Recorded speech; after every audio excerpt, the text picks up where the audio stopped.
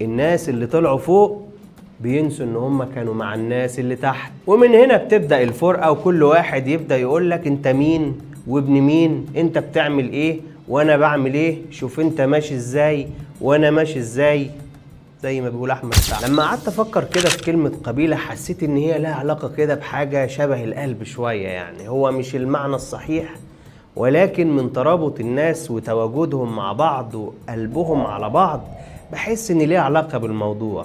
قاعدين بقى وبيتجمعوا حوالين نار وبيحكوا حكايات النصر. وفي مرة من المرات قام شيخ القبيلة بيقول لو فضلنا زي ما احنا كده محدش هيقدر علينا طالما احنا ايد واحدة. ردت القبيلة على طول عليه وقالت له ايد واحدة ايد واحدة، بس مش بتاعت الثورة دي، بتاعت القبيلة. وبعد سنين حصل اللي حصل، اتخانقوا مع بعض واختلفوا على مين الأحق بالحكم. واحد من ولادهم قام وقال لا أنا مش زيكم، أنا الوارث. وفي اللحظة دي اللي كانوا فيها كلهم إيد واحدة للأسف اتبدل الموضوع وبقوا سكاكين في ظهر بعض.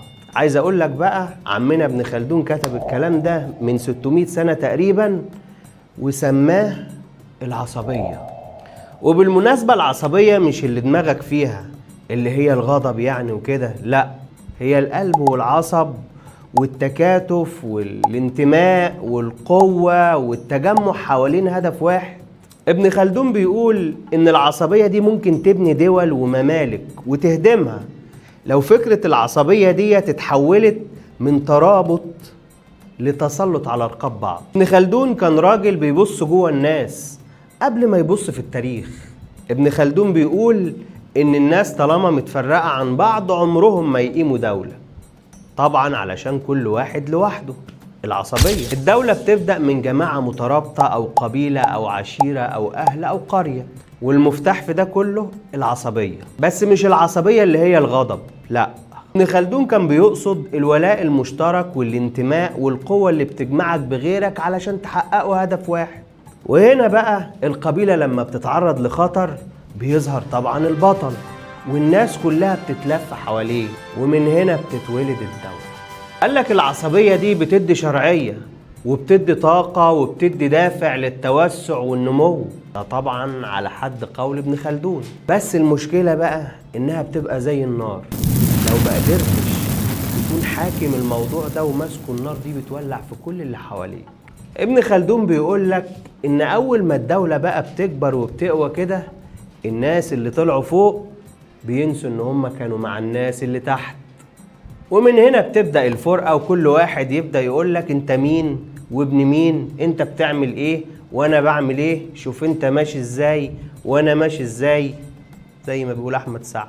وهنا بقى تتفكك العصبية ويسقط العمران، اللي انت طبعا فاكر العمران ده كان اصله ايه في البداية بسبب العصبية.